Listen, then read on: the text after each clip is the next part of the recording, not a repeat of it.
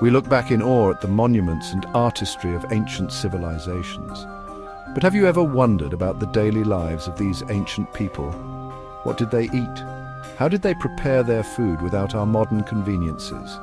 Their diets were surprisingly diverse and adaptable. Location and climate played a big role in shaping what people ate.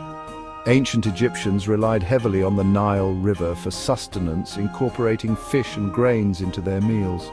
In contrast, the Greeks cultivated olives and grapes, which formed the backbone of their diet. Despite these differences, one thing remained constant.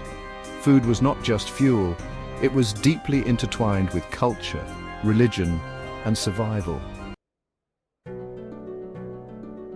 Across the ancient world, certain foods were staples. Grains, like wheat and barley, formed the cornerstone of many diets. These grains were ground into flour for bread, porridge, and even beer. Yes, beer was a common beverage in many ancient cultures. Legumes, such as lentils and chickpeas, provided essential protein. Vegetables varied depending on the region, with onions, garlic, and root vegetables being common. Meat was a luxury for many, often reserved for special occasions or consumed in smaller quantities. Ancient people were masters of resourcefulness, developing ingenious methods for preparing and preserving their food. Fire was central to their cooking, used for roasting meats and vegetables over open flames. Clay ovens and pits were also common, used for baking bread and slow-cooking stews. Preserving food was crucial, especially in times of scarcity.